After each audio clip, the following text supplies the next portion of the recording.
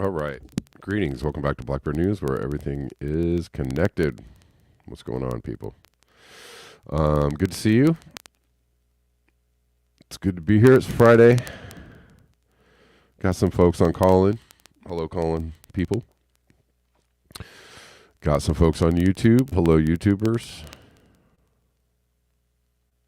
Taco Friday. Yeah, I was just thinking about tacos for breakfast. I was just hanging out with Jim Rockford and Dr. Z. Does anybody know who Dr. Z is? Look up Dr. Z on Instagram. He's pretty funny. He kind of does a send up of like 70s late night TV shows. He's pretty funny, and he's dressed as a character from Planet of the Apes. So it's pretty funny. Oh, Crackle.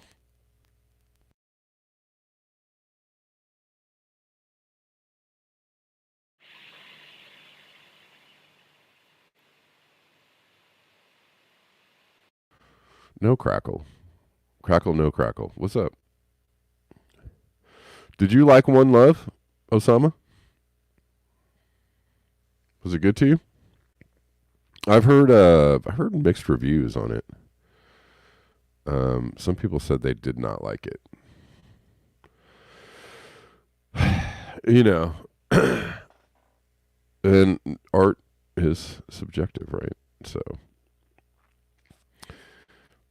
you've talked to Dr. Z, have you?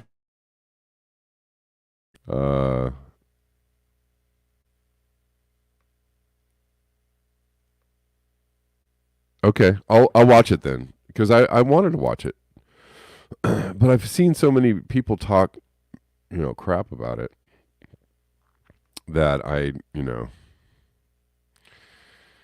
that I was kind of like, maybe not, maybe I will, maybe not, I don't know.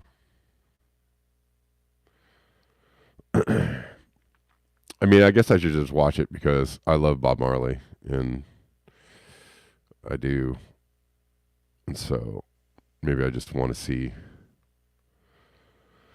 Maybe I just want to see how they treat him in the show. But all right. Yeah, so I was hanging in with Dr. Z and Jim Rockford. We were having some tacos and some coffee earlier. Talking about this and that.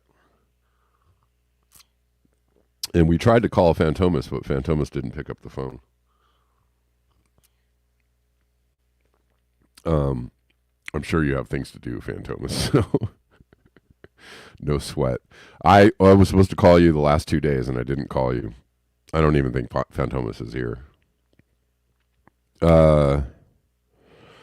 Yeah, I was supposed to call Fantomas, and I didn't. And just because I don't know. I have a lot going on, and then if I get caught up in things,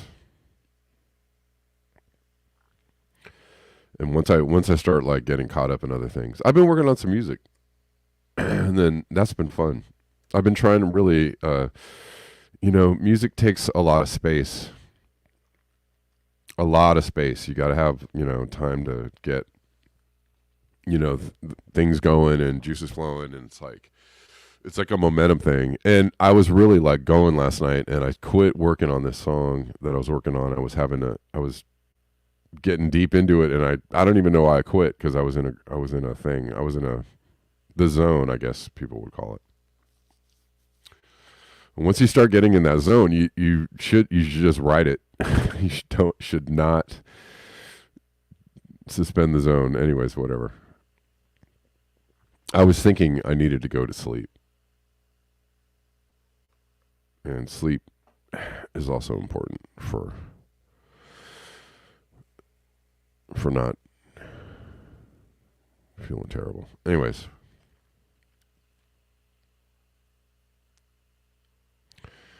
Y'all good? It's Friday. Did you hear about this Michael Mann thing? He sued some folks for defamation. Some right-wing bloggers. He sued some right-wing bloggers for defaming him and his hockey stick. And I don't know. You might think that that's... Okay, hold on 1 second.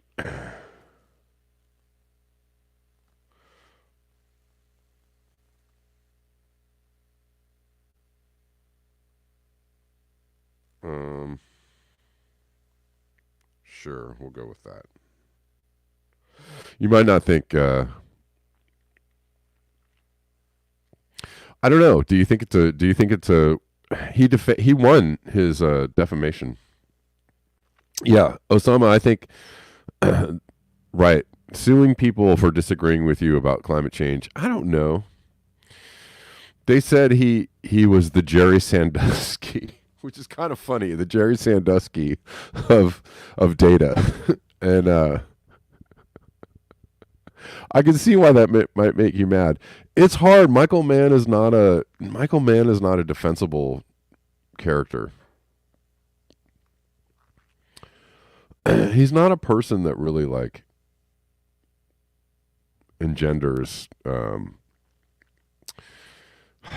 support, because he's such a jerk, and he's so self-righteous, and he calls, people who he calls doomers conspiracy theorists, and he puts out these really crazy mixed messages as far as like, well, climate change is bad, but if you say it's too bad, then you're not helpful and you're wrong. And I don't know. I don't really. He's one of my least favorite characters in the climate change world. So,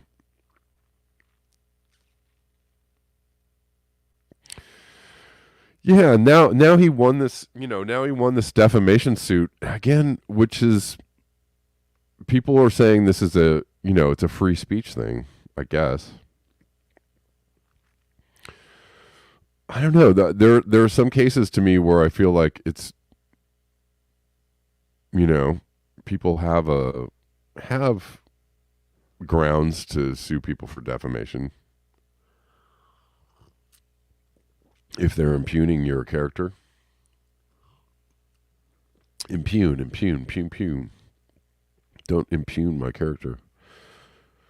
Uh, nobody likes to have their character impugned. Impugned. Sorry. Sorry.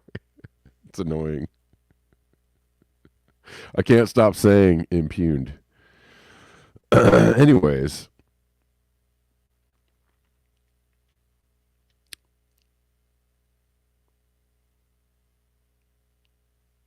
Michael Mann is kind of a jerk.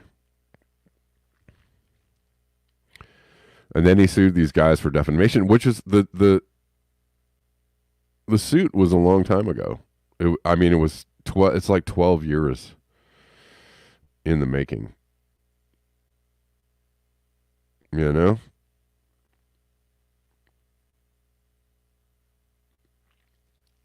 It's 12 years in the making.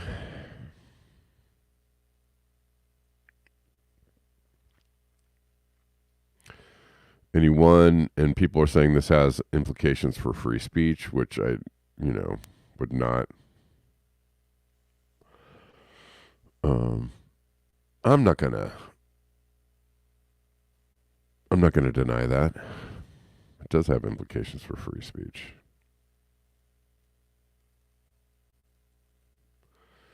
It does. It do. Hi, Joseph. I see you. I'm going to take your call in a second.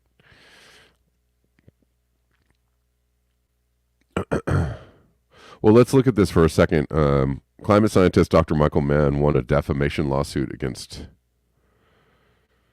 two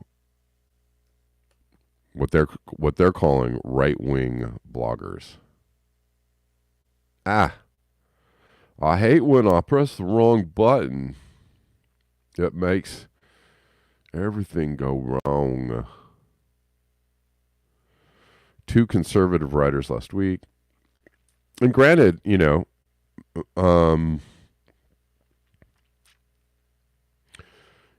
conservatives and people that dismiss climate change often don't really have a firm grasp of the facts. But I think people are getting awful mad about being told, what they can think. I don't know. It's a tricky one for me. I'm having a hard time coming down on either side of this because on one level, you might actually have a grievance.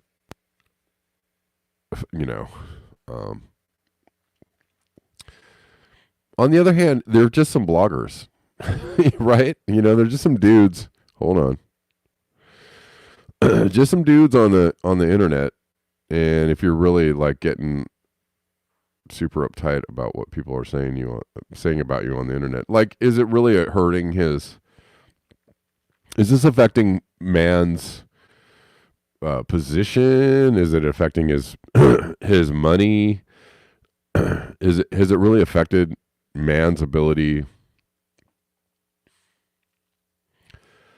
to earn, it hasn't affected his reputation. He's still on the TV talking about climate change. He's the go-to guy, for TV interviews about climate change. He seems like the dude that everybody wants to, everyone wants a piece of me. No, I don't know. Is he really, has this really harmed his career? It's one thing when somebody harms, gets you canceled. That's the thing is, like, I think, defamation is a real thing. If it really like injures you, your career and your finances, and people are really going after you, and right, I think that is something that is not cool. I don't like that. I don't agree with that. I think people should be held to account for stuff like that. But these guys are just saying, he manipulates data, and nobody really cares. Nobody's taking the side of these. Nobody's like, we're canceling you, Michael Mann, and you're fired. Right? The institutions have not, come out and said like, well, looks like you're wrong, Michael Mann. You're going to lose your job, or his friends have suddenly turned against him because of his manipulation of data. No, these guys just said something that kind of hurt his feelings. So that's kind of different. I feel like it's a little bit litigious.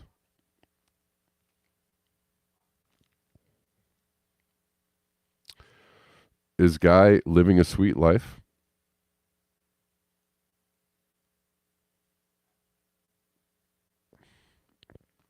I don't really want to get too Hopium Man. Hopium Man. That's good. Hopium Man. Uh, yeah. I don't know. I don't know. So he won this defamation lawsuit and stuff like that. When you so they reviewed, reviews by Penn State, Mann's home institution at the time, and the National Science Foundation found no scientific wrongdoing, and in fact, the iconic graph has since been supported by numerous studies. Right, so it didn't really affect him in any way. They accused him of manipulating data. Um,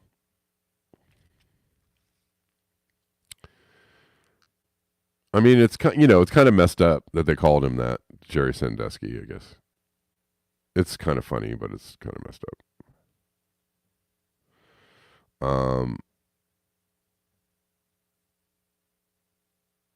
Let's see.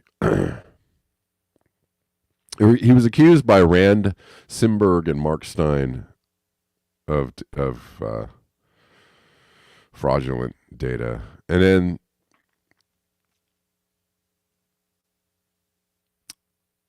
Stein later referenced Simberg's article in a National Review piece calling Mann's work fraudulent.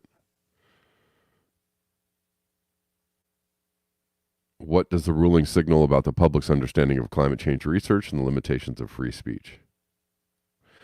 I don't, it's hard because I think there's a lot of disinformation out there. I don't want to, I feel like silencing critics is not the way to go about convincing people that let the data stand. Right? So they reviewed his data and they said there's nothing wrong with it. So,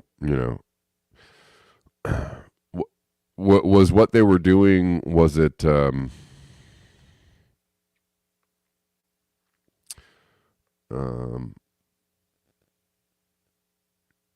what was what they were saying about him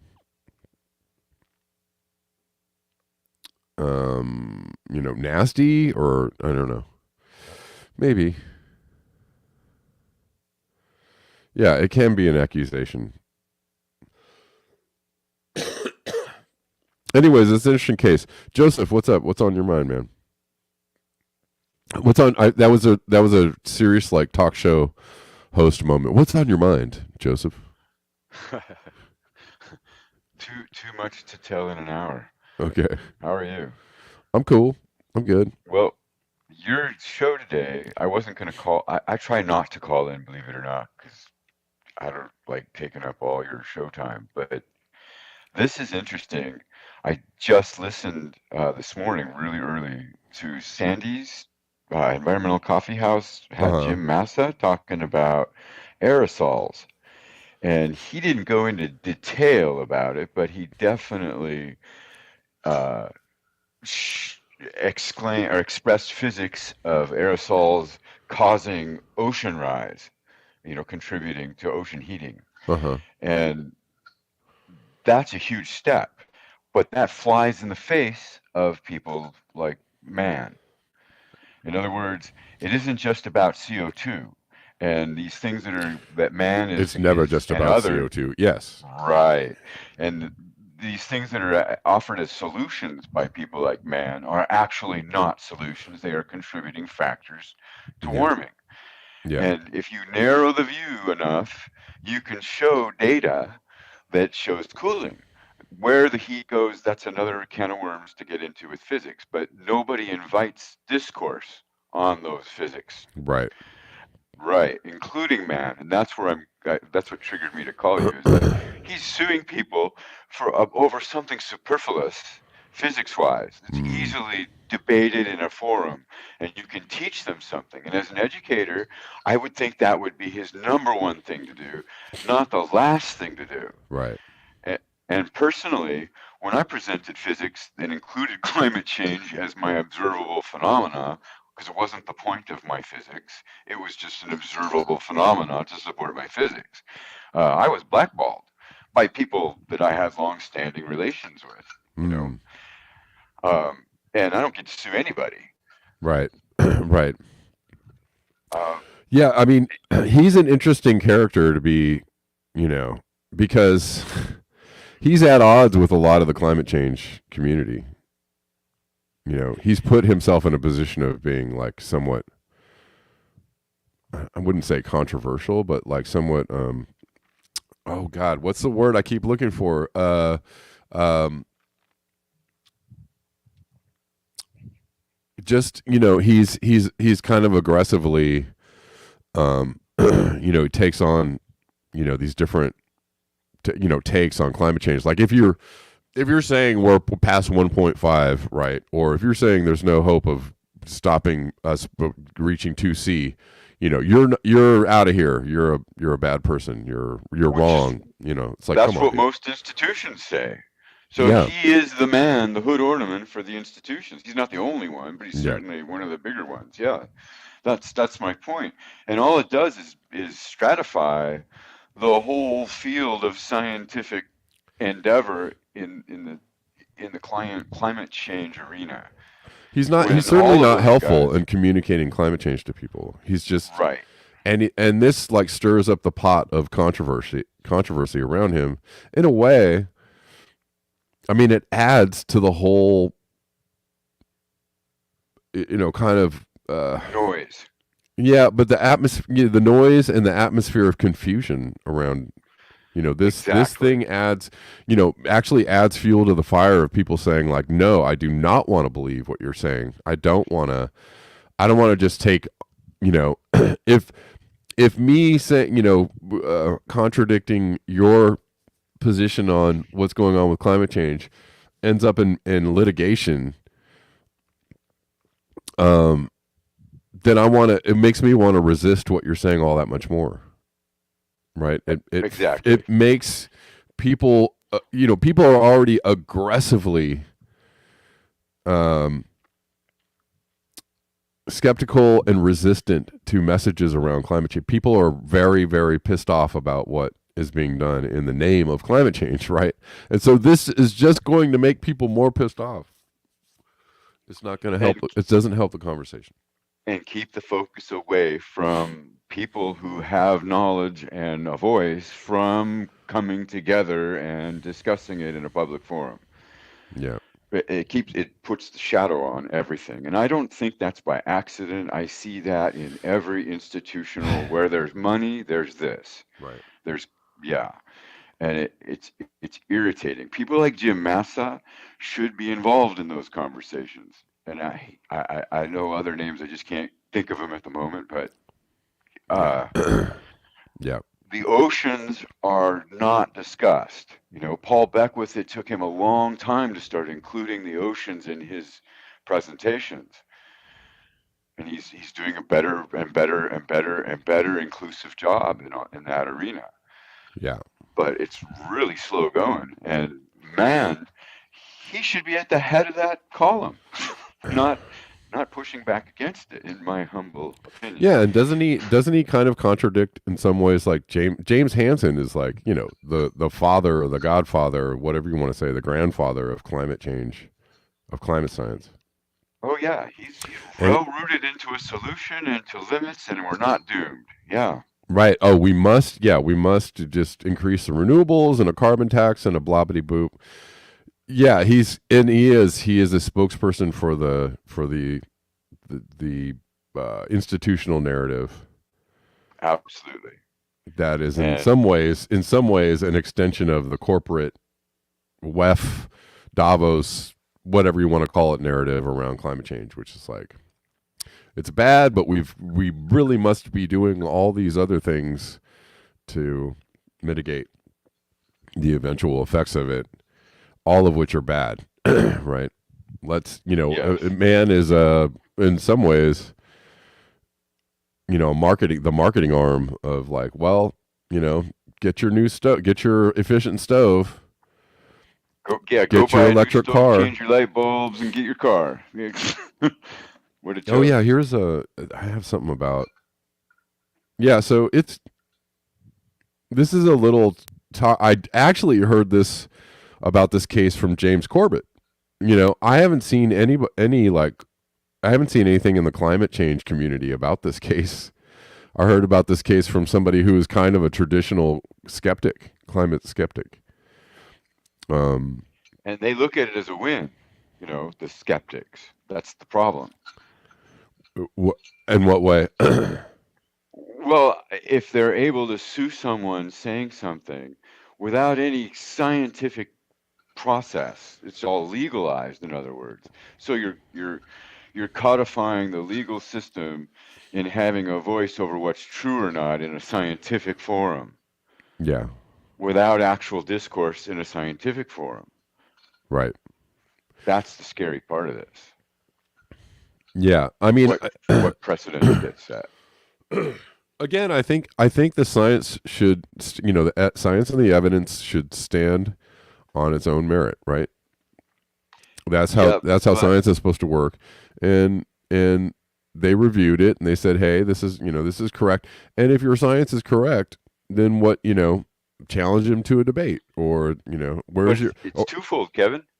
His if his science is correct, then we aren't doomed and there are solutions institutionally and right, industrially. right, Right. That's what I'm trying to say. hmm I'm not maybe voicing it correctly, but it's if he loses or wins, that still has an effect in the direction that benefits those in power to provide more industry for solutions. And I'm I mean it's appalling. From a yeah, scientific standpoint, the whole thing is appalling. yeah, yeah. Well, and there is so little. Um, so this I'm showing a post from Steve Austin. Since when are 2 billion electric cars required to get to net zero? And he's posting an article that says the world needs 2 billion electric vehicles to get to net zero. But is there It's enough absurd. if there is there enough lithium to make all the batteries? There's not enough copper to do that. Right. I mean, we can't do anything modern wise without copper. You can't dial the clock back to the 1950s and do anything that we're talking about in any. I mean, you can't electrify the world. Also silver, also there's so many components that silver is a big Yeah, player in that. Um, and gold. yep. If you're talking high tech, you're talking gold. The internet we're on right now, I could tell you from personal experience, there are thousands of guys throughout the world on the backbone of the internet replacing these huge blades in routers and switches daily, each hmm one worth 250 to $500,000, and they all require gold, all of them. Right.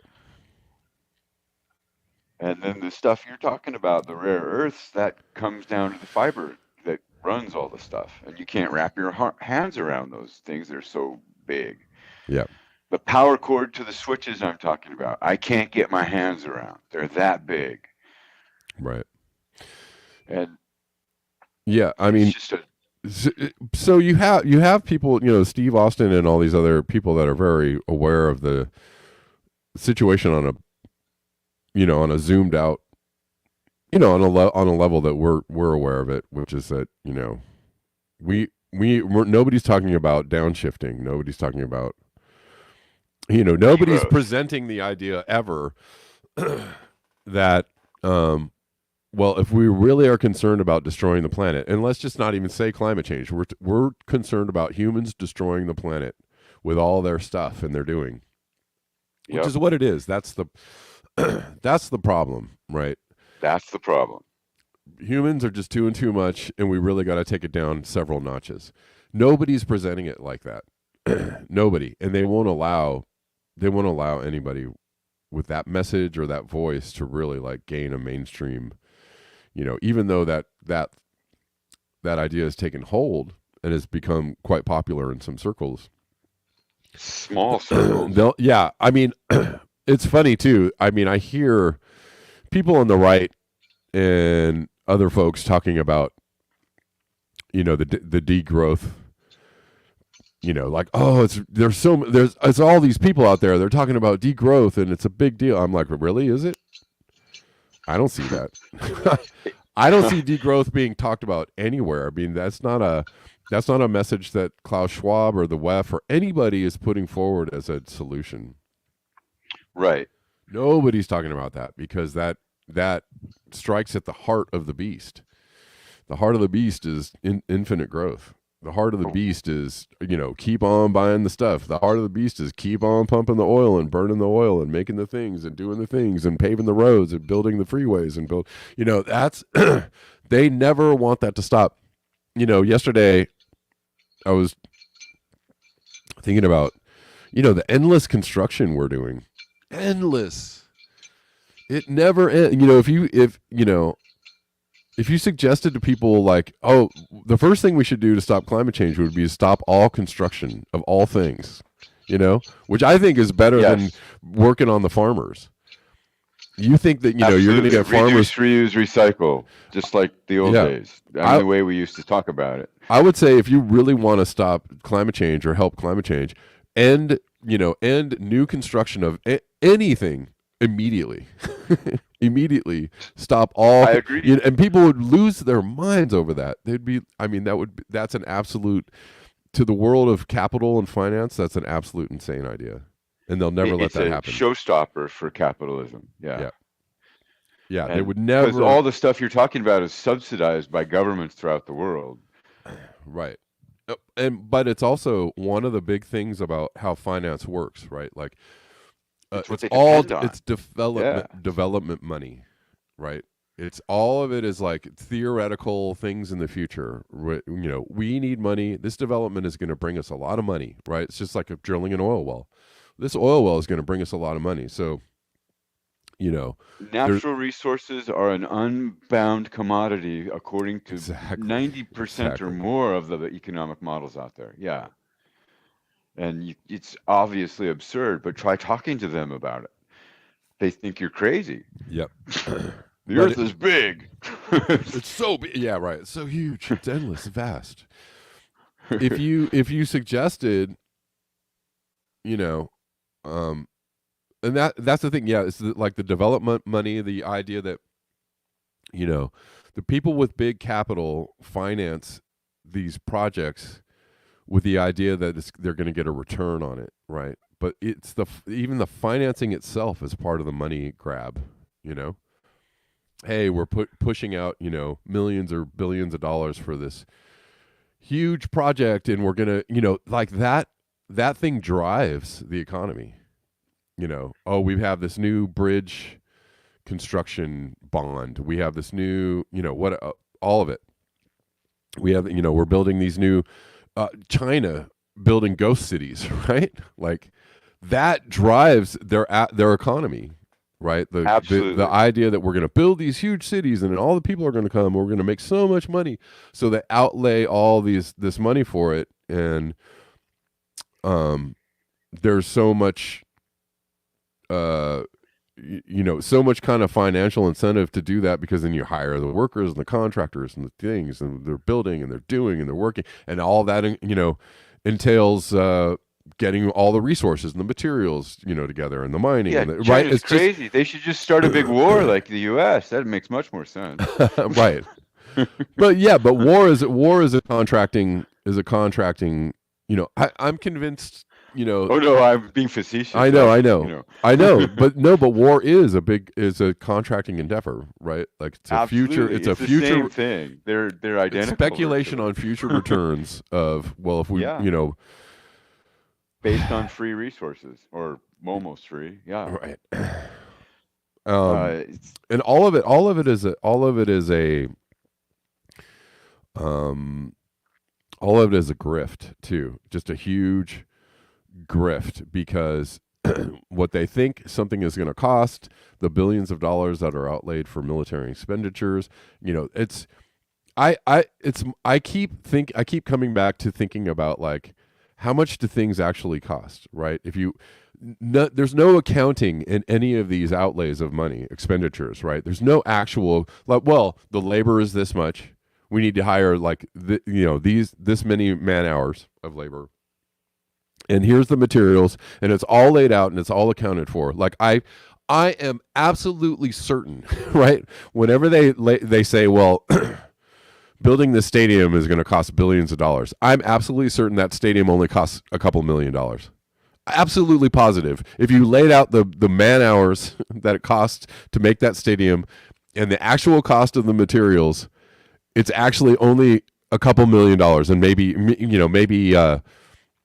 it's even $500 million, but it's not $10 billion, right? So where does all that other money go? When they say, "Oh, we're going to build a stadium, it costs $10 billion," I'm absolutely certain it does not cost $10 billion. I'm absolutely certain that if you laid out if you actually accounted for all the costs involved in that making of that building, it would be like $500 million, right? At most tops. I'm actually sure it's way less than that.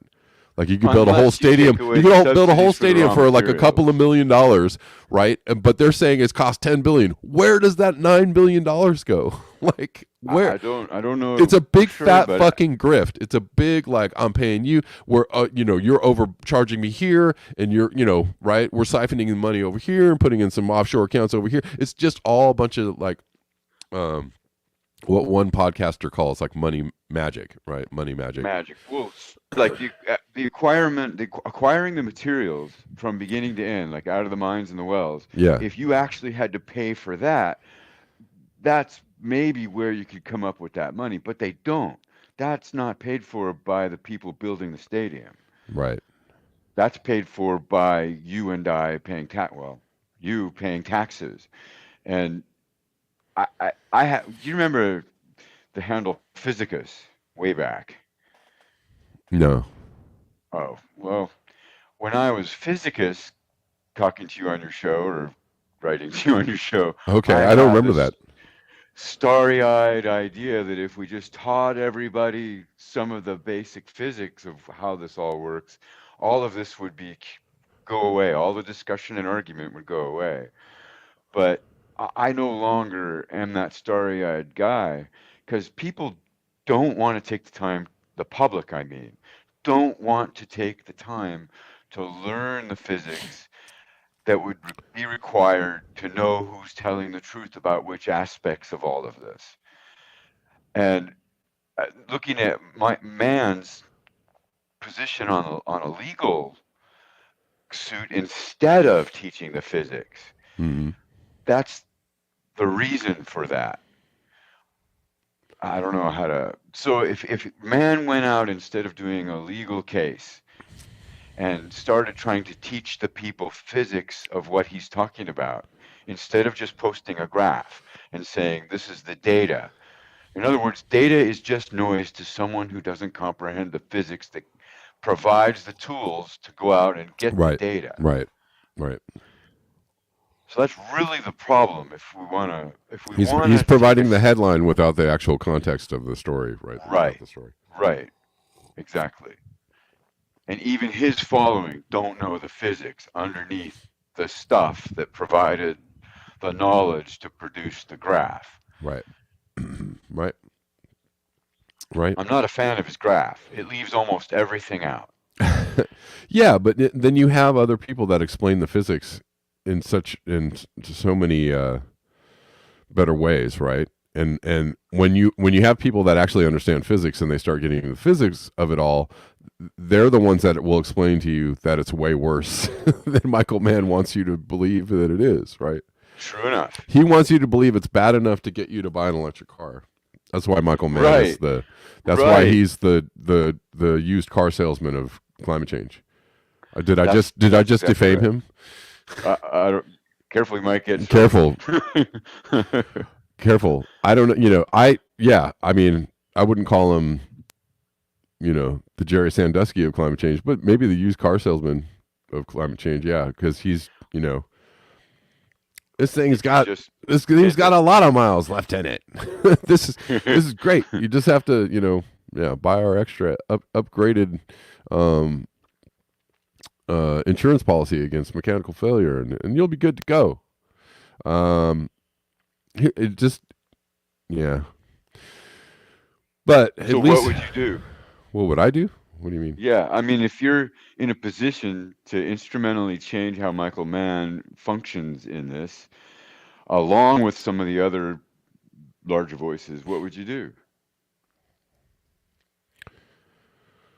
Oh, It's, um, it, it- I don't know. You mean like change the system, like well, change the at least entire the system? conversation, yeah, with that they're able to have, like if they're prevented from being able to go out and do defamation uh, Well, that's the thing is that litigation. in a way, he's setting a precedent for anybody else who wants to, people who want to say like, hey, you're not telling people the truth. Um, it's odd. This is another place where skeptics, and people who are, what you might want to call doomers, they actually align. And it happens all the time. People that are I think against that's people, Derek Jensen and the Bright Green Lies, and Corey Morningstar, and people who are super skeptical about the actual answers that were being given, around what we're going to do with climate change, are actually, in the same camp as the skeptics are, for different in reasons. deference to Michael Mann. For yeah, well, or the whole thing, in the Right, they're that's against my they're my against fear of they're in this the same side about the answers being wrong for different reasons. for different reasons. The skeptics are like, oh, it's all a bunch of hooey, and this green, energy is just a big scam, and it's a bunch of, whatever, hogwash. I say, but they don't really understand why it's hogwash. That's why I think this is a it's just a law knee jerk. lose-lose for climate, Yeah, for actual truth. Yeah, exactly. And he's setting up the precedence is dangerous. the precedent is set to say like, well, if you don't agree with, Institutions, largely. my rah, we'll never hit 2C, and as long as we keep on getting renewable energy, rolling it out there and getting her done, as long as you're not on the yay team humanity, we're going to make it through technology and economy and or economics, then you are also a bad person. You are also, you're getting in the way of real action on climate change. And you're not helpful, and we don't like you, and Right. I right. think this is against your show outright, and those like you Yeah. in the long run. Yeah, Yeah. I don't know. that's Yeah. It's unfortunate too, just because he also adds to the miscommunication around what's happening with climate change, and then that actually adds to more skepticism, and that adds to more people being like, screw this whole thing, and I don't want to listen to anybody who at any institution who is anything, anybody who's talking about climate change is such a jerk, and like, no, it's all just a bunch of hooey, right? It's just you you just give more fuel to that, like, reactionary, non thought out, unintelligent, just, well, I just don't like it. Well, agreed. why don't you like it? It's good to give people reasons. Just like when you present a case for why something is wrong or not, you want to give sources. It's just the Well, same thing with journalism or anything else. Like, well, why do you feel this way? Here, I can tell you why. Here's three reasons. Backed up by data and evidence and a couple of studies and some scientists. Oh, well, that just solidifies your case a little more. Right. That's called, science or journalism or anything, whatever you want to call it. That's called investigation. That's beyond just like, well, I just don't like it. You well, know, have you ever tried to invite him to your show? who? Michael Mann? Michael Mann, yeah. That'd be interesting. No, wouldn't it? I never even really thought about it. I doubt that he would. I doubt that he would show up, but it would No. be interesting if he did and if you could. Yeah. And at the same time, I would love to see him and Jim Massa and Paul Beckwith all hashing it out. Sure. I think Sure. that would be awesome. I like Beckwith. Um, it's funny because there was a time when I was really like not. I was not super big fan of Paul Beckwith back in the day. Back Who do you when love? Beckwith and Guy McPherson were going at it a lot, Oh and yeah, I they wrote were lots kind of of buddies. letters. They were kind of buddies, but they were kind of adversaries too. There Yes, was a time they in there. aligned on the solution side of things Yeah. in a way. They wanted aerosol, they wanted SL, solar radiation management, and they were both big on mirrors for a while. And I wrote tons of letters that mostly got ignored or got hate mail back. But Does they've Guy changed. still support mirrors? He doesn't bring it up too much, so I don't know either way. I don't want to put words in his mouth anymore. But yeah, I don't I know. don't. Here's my thing. Like just a lone wolf in the world. Like I actually don't really follow. I follow the climate change accounts on Twitter. I follow a few people that I really like, but I just really don't spend time. You sent me that video of Elliot Jacobson, and I have yet to watch it. And Oh, maybe I'll watch it today. But I don't. I don't spend a lot of time watching climate change content because I don't think that the science has changed. I see people just it's kind of just how I see people presenting like the same science, mostly over and over again, and I'm like, okay, well, I got it, and that's why I sent that video because Elliot Jacobson has been a progression of more and more inclusivity of a grander picture, a broader picture. And I can send you a video where I can't stand listening to him, and then I can send you the video that I sent you. And it's like, oh, good job, Elliot. yeah, yeah, Yeah. And I don't know if he's just pandering to a particular audience for each show or if, I don't know I'm not in his head, but he is more and more aware seemingly as he goes. And that's the kind of thing that needs to happen with all those guys that have a voice. And it's not. Like you just said, they keep repeating the same science. But until you include everything we do and thermal mass of everything we do, gravitation, spin, the whole ball of wax, you're not going to have but a fraction of the truth. sure, And sure. But I mean, he's doing I'm better than even most. I appreciate like Steve Austin. His account. I really appreciate his account because he's fully grasped the idea that like we are not going to build our way out of this. Right. And he's a proponent of like you of softening, taking out our infrastructure and going back to something more natural, living off the That's land the and getting, only direction you we're know, really allowed to go in, according, to physics.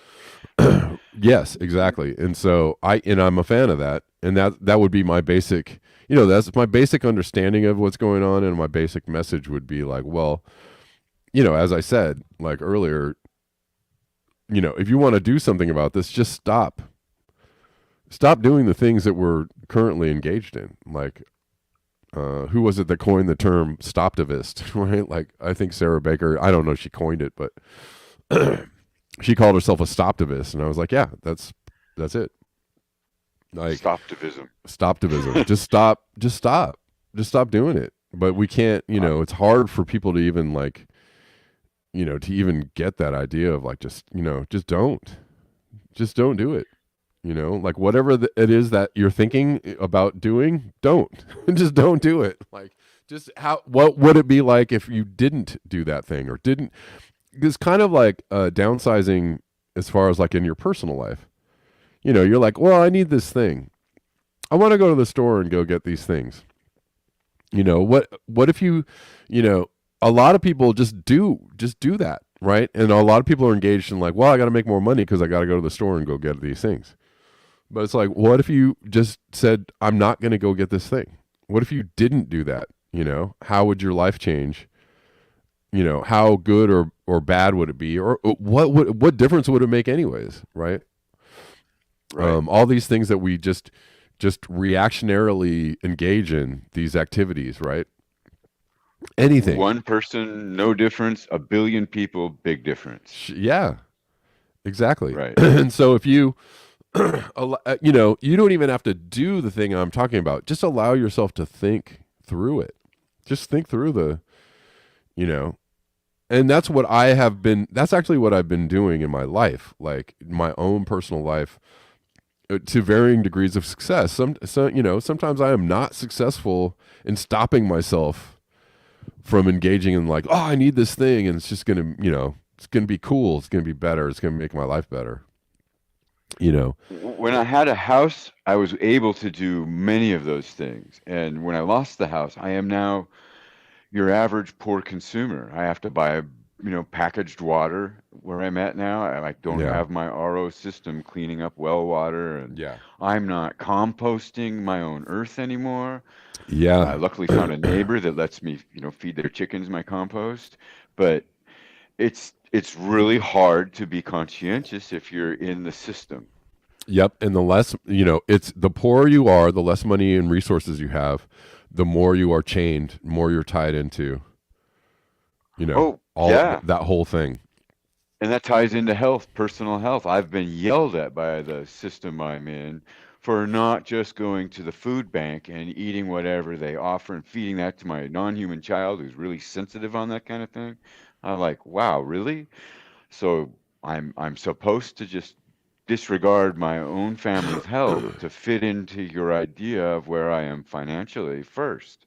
Yeah. Like, wow, not a good way to go. And people in that layer of life, they're certainly not going to put the climate and global health first.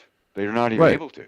Yeah. When you're in the process of, just surviving or being in survival mode, or just getting from one day to the next, right? Like, you're not capable. I totally, and I feel this on a very deep, on a serious level, and I get this. When you're in survival mode, you just do not have the space, the ability, the wherewithal to make those kinds of decisions.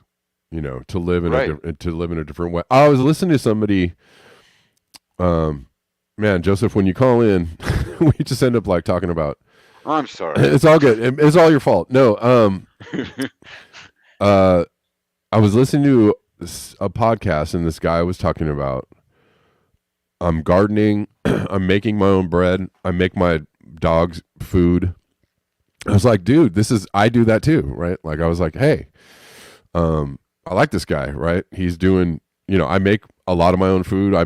I bake my own bread. I make a lot of my food that I eat from scratch.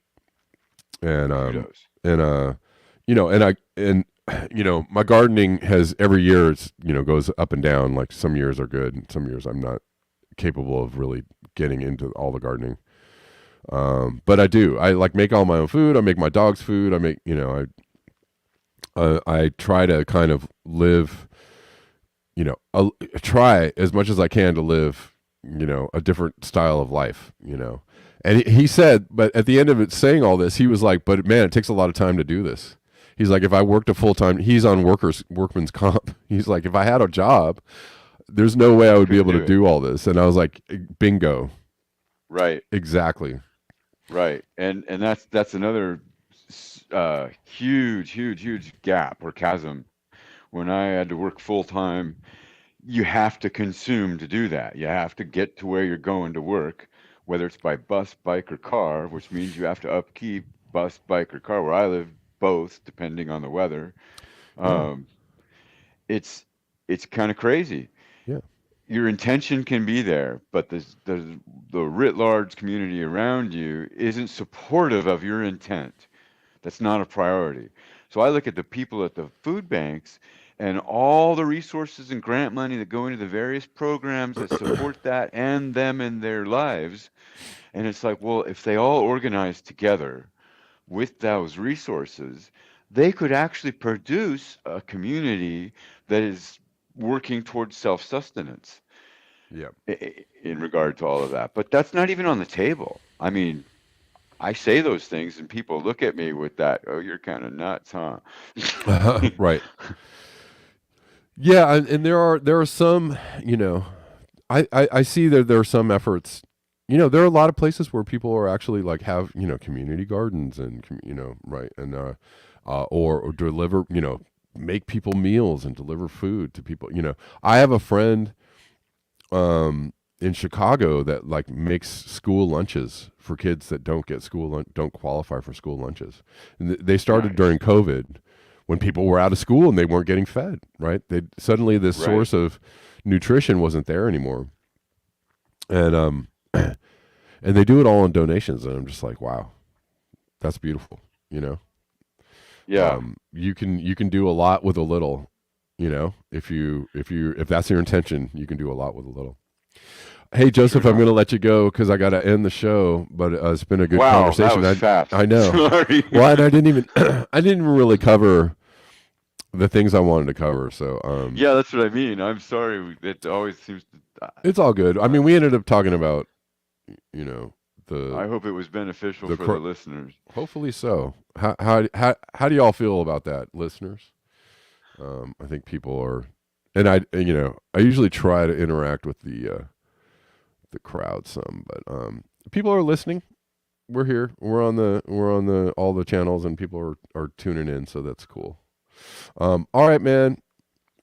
Have a good one. Thank Enjoy you. your weekend. You I'll too. try to watch that video. I'll Thank you. give you my thoughts. All right. Good talking to you. All right, man. Peace. Bye bye. Let's see. Well, let's take this call from William real quick. William, how you doing, man?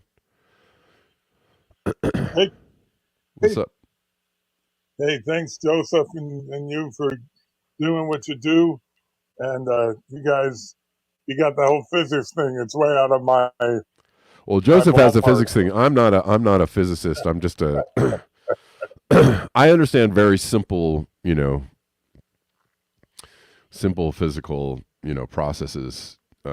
And I can understand the you know some of the theories, but like as far as like the actual, you know, the in-depth explanations of it and the you know as far as like being educated in physics, no, I'm not a I can't speak on it like Joseph can, but I appreciate you, Well, brother. I yeah, appreciate thank you, you. Well, brother. I wanted to mention a couple quick things. One, Mike Pompeo talking about, remember when he was in office with Trump, talking about the Arctic sea lanes opening up due to the melting of the Yes. sea ice? You know, I'm a nuts and bolts guy because I don't have the handle. It's out of my wheelhouse of physics. But I do understand the thermohaline, currents and the jet stream theory and the polar vortex wobble and all that. That's Yeah. as deep as I go. Yeah. But it Yeah. seems like what I appreciate what you all are doing is saying there's a whole kaleidoscope of things we need to be talking about and acting upon to create a change. The least of which being the military-industrial complex, of course, and the billionaires. The way they use what the top 1/10 or 1% use more than the bottom 50% of the world in the way of Oh resources. yeah. But Yes. um, but I mean, we can talk about it, but how do we affect change? I think the best we can do is what Joseph and you all were talking about, starting grassroots. So I just want to finish by saying, because I know you're getting ready to close. Speaking of food banks and even Meals on Wheels, Yeah. I'm housebound disabled, and I Yeah. required to lose more weight before I do my hip replacement. Yeah. I had to cancel my Meals on Wheels deliveries because if I ate that stuff, Kev, I developed type 2 diabetes. Oh You no. know what I mean? It would be constant glycemic sugar rushes with Yep. Yep. insulin resistance. You know what I mean? It would Well, be and that goes developed. back to what we were saying about if you're, you know, when you're in need, when you Yep. don't have resources and you don't have healthy options, right? Then you are at the Mm-hmm. mercy of like whatever it is you can get, right? I mean, what imagine people, you know, living in the street or, you know, living Oh, in soup lines or yeah. bread lines just like you're just eating whatever you can put in your body and it's probably not great. It's probably not good for you, right? So, Well, yeah. I, I would say when I was able to drive, I was.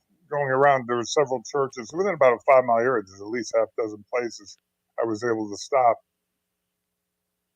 We, the high sugar, the high salt content of a lot of packaged goods, but also the that put out in the meals. It's the same stuff that's in the food banks that Joseph talks about that you really wouldn't want to put in your body, have a choice. And then the EBT, or what used to be called food stamp, Yeah. is, I forget it, 61 a month, $61. You Yeah. know, so literally for a single person. So Yeah. so the Dude. people afford it, How do you live on that? I mean, right? how do you even do that? Well, I don't I get it. tell you, my S is the minimum due to statute of limitations issues. Anyone, I want to say, I didn't know this. If you're getting to the point where you're becoming disabled, it's important to apply for your SSDI as soon as possible, because they only go back 10 years from your date of application to consider your benefit amount. You see, they don't look at your whole life work. You see what I mean? Right. So if you're like me and you wait, and I went in the bank and I get to a point where I spend down where, well, now I need help, Yeah. then they only go back 10 years from that date of application, which can really screw you, because the judge found me disabled in March 2012, but I didn't apply till 2020.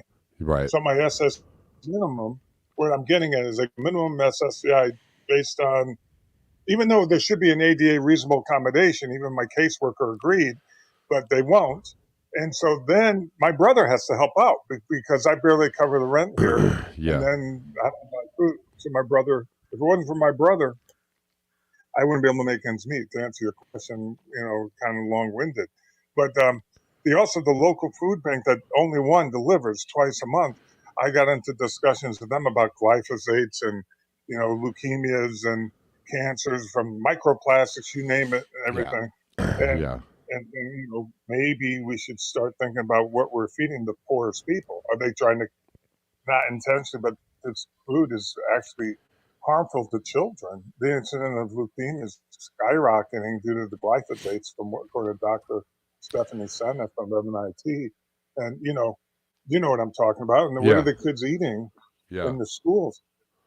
And so getting what Joseph said, during this only summertime they have a community gardens, which if I could I'd go and help, but I can't.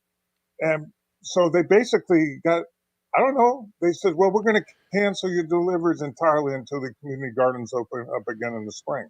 That means Oh, everything. wow. The other stuff they were able to drop, that there was some product, because there were a couple of people inside that kind of tried to work with me.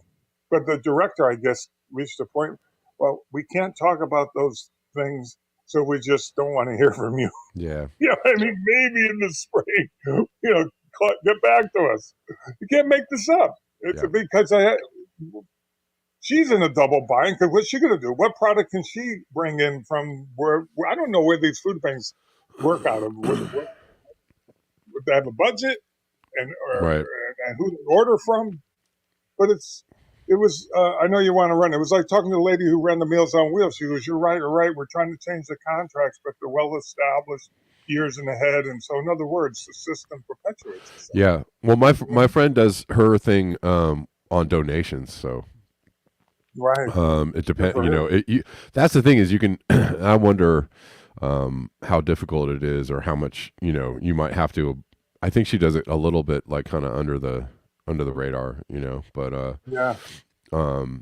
because you would probably have to do it under the radar on some level, right? Because eventually you probably run up against some kind of regulation that said like, well, you can't, Right. deliver food to people unless you are, have some kind of license or get it from certain distributors or, et cetera, right? There's always regulations that make it difficult for people to just bootstrap, or go out and feed hungry people in a park, right? Right. You can't do it.